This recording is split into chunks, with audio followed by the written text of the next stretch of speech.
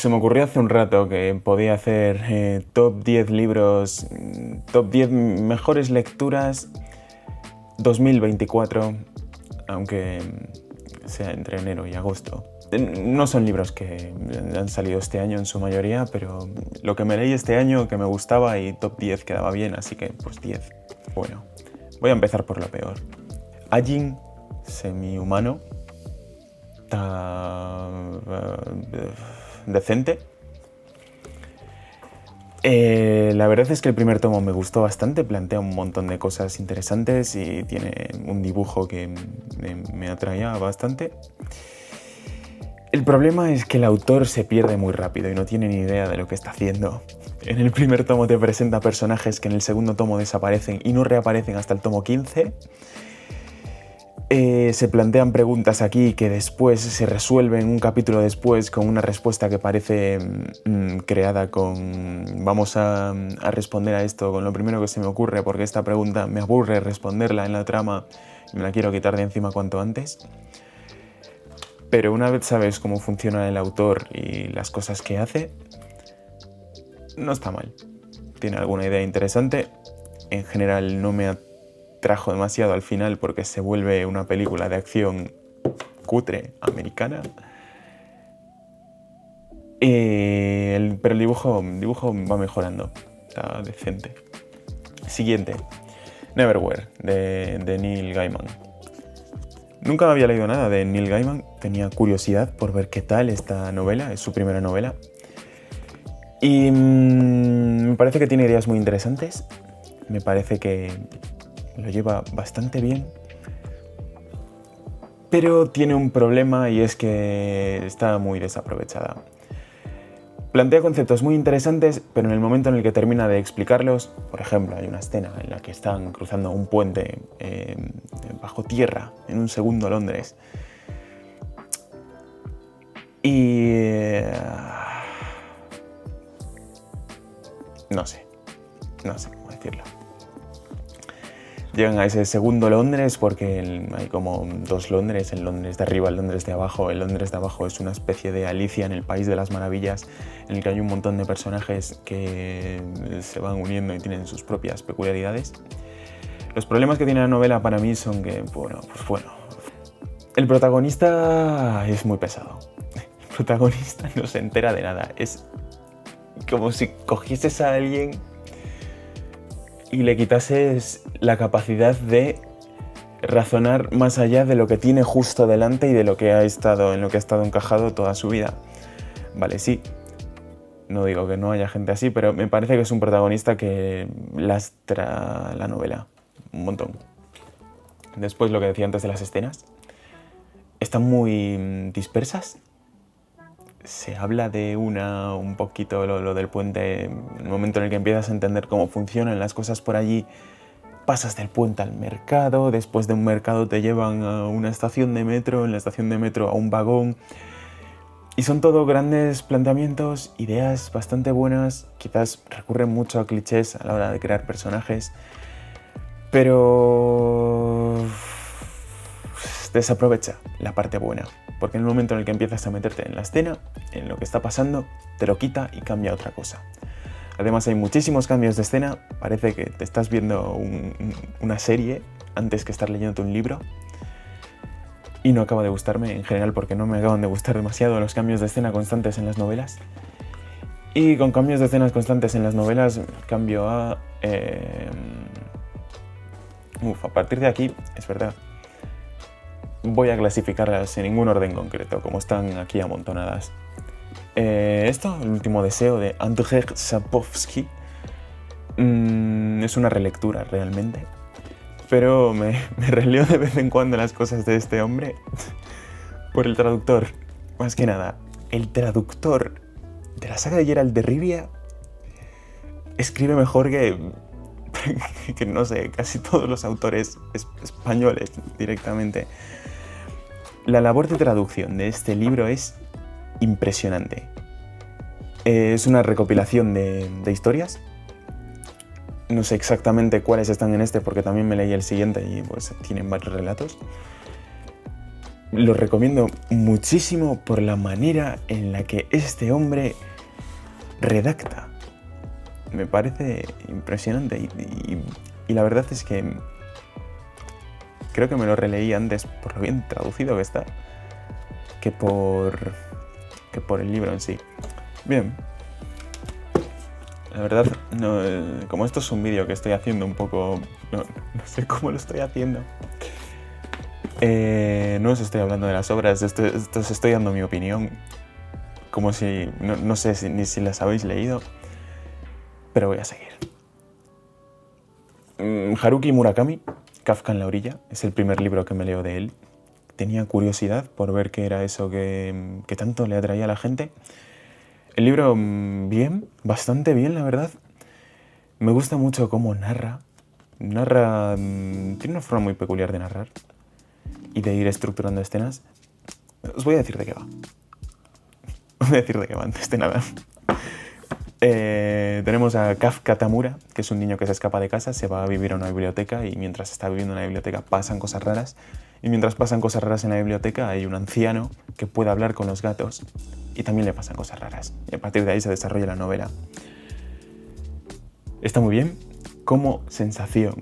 En el momento en el que empiezas a analizarla se cae por todas partes.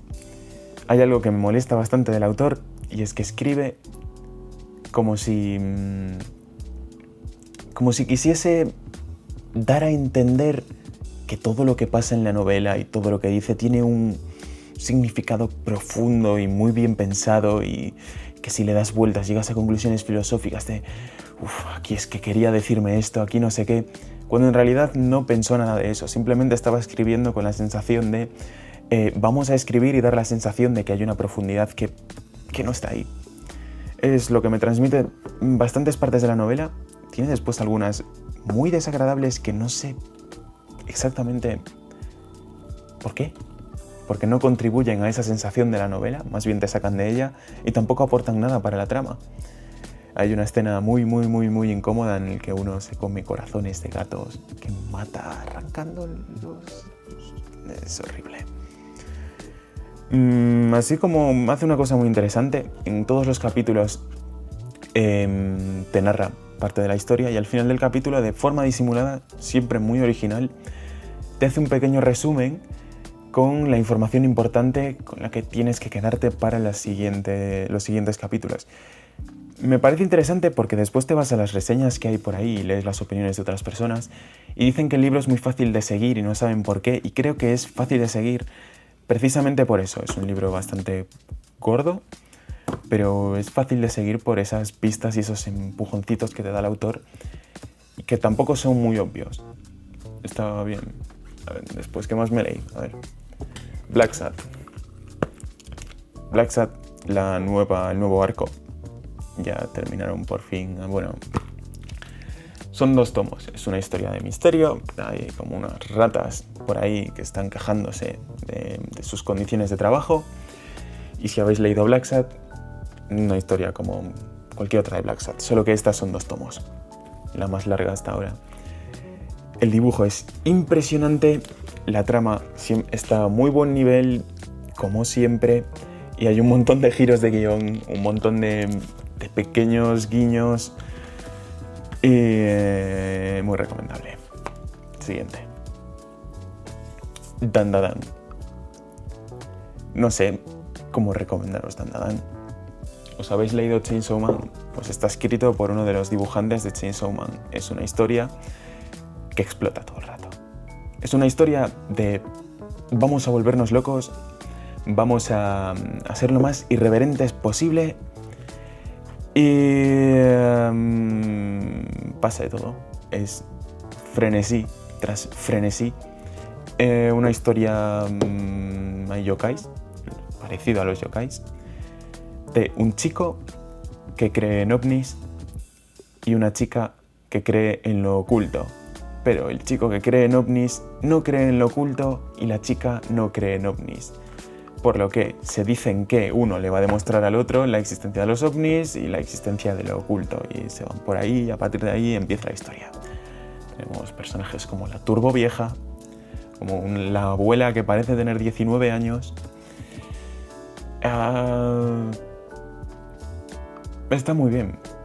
Está muy bien, la verdad. Y no para. Siguiente. Así habló Kishibe Rohan. Es una colección de relatos de Hirohiko Araki, el escritor de JoJo's. Creo que hay una serie. Me sorprendió muchísimo la capacidad que tiene para crear relatos con tramas loquísimas. Hay uno en el que hay una competición en la que lanza palomitas al aire y tiene que recogerlas con la boca. Si no, se muere, lo mata. Y es increíble la capacidad que tiene para generar tensión con una premisa así. O con otra premisa en la que tienen que colarse en una casa en la que si no cumplen las reglas de... Si no tienen buenos modales, también los matan. Pero llega el punto que es lo que me encanta de este hombre. Empieza a maquinar. Vale, bien, tengo que colocar la cucharilla de esta forma porque si no se va a dar cuenta de que en el té pasa tal cosa. Muy recomendable. Qué mal se me da hablar así a cámara. Siento que se me hace raro explicar todo esto en cámara, hablando sin nadie delante. Pero muy recomendable estos dos últimos mangas. Walden, de Zoreau, Henry Zoreau. Bien. Os recomiendo sobre todo el primer capítulo en el que habla de la economía. Es de un hombre en el 1800 y largos, si no recuerdo mal, que se va al bosque a vivir cerca de un laguito.